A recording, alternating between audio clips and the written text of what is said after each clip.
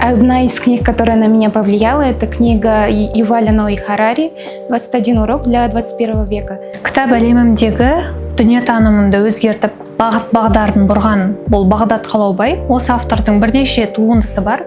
Соның ішінде сүйіп оқыған менің екі кітабым бар. 417 бөлмедегі қылмыс және жалғыз куә деп аталады.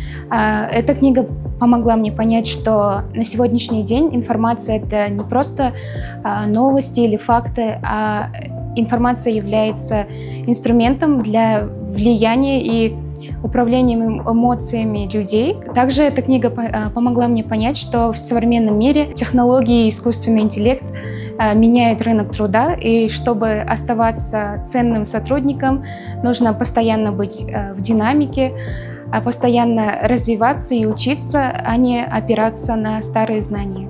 Жанрлары екеуінің де детектив. Былай қарасаң, кітапты оқып бастаған кезде жай тұрмыс пен күнделікті өмірді сипаттап өтеді.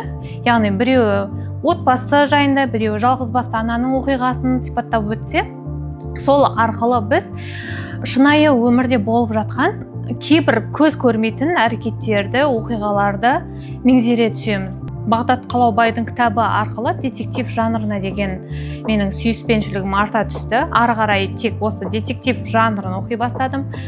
Бұл жанр тек оқып қана қоймай, күнделікті өмірде, жалпы жұмыс саласында да қаншама көмегін береді. Себебі ойлау, логика, қорытындылау, саралау және де стратегия құру сияқты маңызды элементтерді қалыптастырады санамызда. Екіншісі, зейінді арттырады.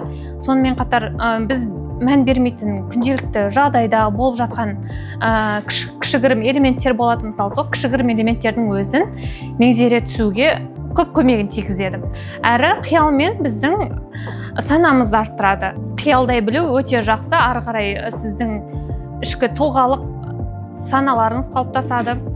Сол арқылы детектив жанры әрбір тұлғаға көмегін тигізеді деп ойлаймын. Өзімнің сүйікті дүниетанымымды арттырып, одан әрі төңкерген деп айтса да болады. Осы детектив жанр мен Бағдат Қалаубайдың ең сүйікті оқыған кітабым 417 бөлмедегі қылмыс кітабы ғой.